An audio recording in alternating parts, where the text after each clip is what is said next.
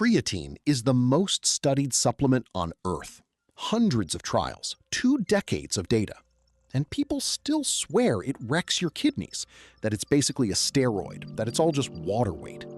So I read the actual papers, not the headlines, the papers. The truth isn't complicated. It's just buried. Here's what they got wrong. So here's what this video does. We're going to take the loudest claims about creatine. It builds strength. It wrecks your kidneys. It causes hair loss. It bloats you. It makes you smarter. And we're going to run every single one against the actual studies. No vibes, no bro science, just what the research says, and where the research admits it doesn't know yet. By the end, you'll know which claims hold up, which ones fall apart, and whether the stuff is worth your money. I'm a competitive runner, not a salesman. I don't win if you buy it. I win if you understand it. Let's start with the one claim that actually survives everything. Does creatine build strength? Yes. This isn't close. Creatine is the single most studied sports supplement on Earth, and the verdict is settled. It works. Here's why. Your muscles run their hardest, fastest efforts on a fuel called phosphocreatine. It regenerates energy in seconds. The problem is you only store a small amount. Supplementing tops off that tank so you can push 1 or 2 more reps, lift a little heavier, recover a little faster between sets. Over weeks, that compounds into real gains in strength and lean muscle. The sports science consensus calls it the most effective legal performance supplement available. So that's the easy part. Now the fights start. First fight, your kidneys. This is the scariest claim, and it comes from a real red flag. When you supplement creatine, some of it converts into a waste product called creatinine.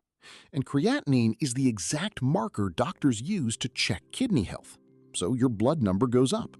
Looks alarming. But the number rose because you added creatine, not because your kidneys are failing. A 2025 review pooled 21 studies and found the same thing every time. A small bump in that marker and no real decline in kidney function. The fear traces back to case reports in people who already had kidney disease. So here's the honest version. Healthy kidneys handle creatine fine. Already have a kidney problem? Talk to your doctor first. Everyone else? Myth busted. The next one's more personal, your hairline. Now the one that scares people most. Does creatine make your hair fall out? This fear comes from a single study back in 2009. 20 rugby players, 3 weeks. It found creatine raised a hormone called DHT, and DHT is linked to male pattern baldness. That's it. That's the whole foundation. Here's what that study did not do. It never measured hair, not one strand. It measured a hormone, and people assumed the rest. And in over 15 years, no study has been able to repeat even that hormone finding. Then, in 2025, researchers finally tested the actual question. 45 men, 12 weeks, measuring DHT and hair density directly. The result? No difference. Creatine group, placebo group, same hormones, same hair.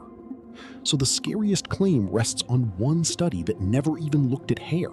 Myth busted. Next up, the bloat. Next, bloating. And this one's interesting because it's not fully a myth. Creatine does make you hold water, but where matters. It pulls water into your muscle cells, not under your skin. So it's not the puffy, soft bloat people fear. If anything, your muscles look fuller. So where does the "I felt bloated" complaint come from? Almost always the loading phase. You've seen the instructions. 20 grams a day for a week to load. Here's the thing. You don't need it. Loading just fills the tank faster. Take 3 to 5 grams a day and you reach the exact same saturation in about a month. Same destination, no shortcut needed. And skipping the load matters because those big 20-gram doses are what upset people's stomachs, about 1 in 4. Drop to 5 grams daily and that mostly disappears. So, water? Yes, but in the muscle. Bloat and stomach issues? Mostly a self-inflicted loading problem. Now, the claim everyone's repeating in 2026, creatine for your brain. Here's the claim flooding your feed in 2026.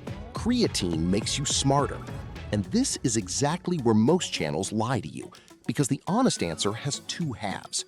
Half one, there's real signal. Your brain burns energy like your muscles do, and under stress, it runs low.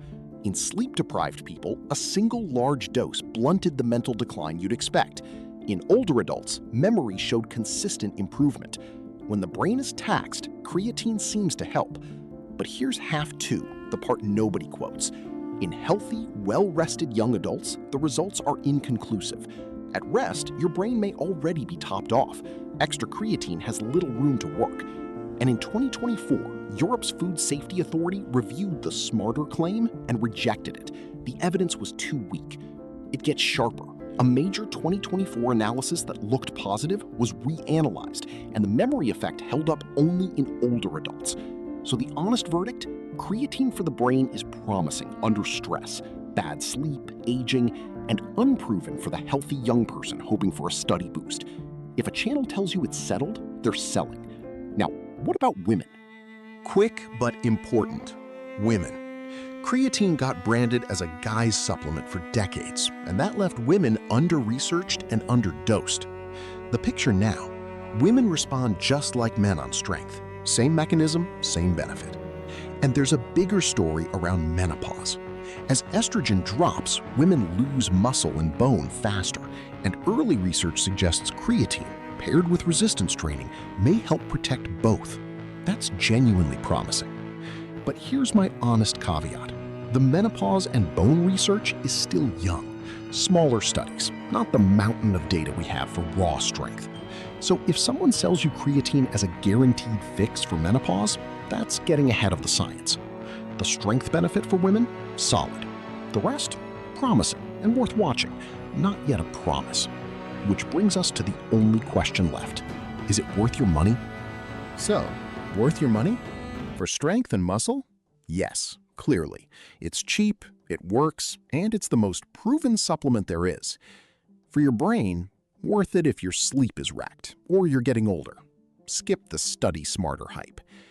For women, including through menopause, a strong yes on strength, a hopeful maybe on the rest. And the scary stuff?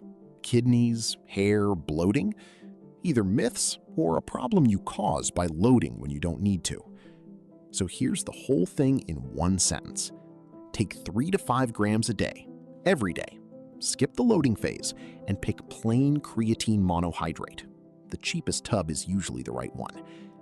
One last point, and it's the one that protects you. Not all creatine is tested for what's actually in it. Quick on safety. Supplements aren't regulated like medicine, so 2 brands can contain very different things, including stuff not on the label. That's why I only point people to creatine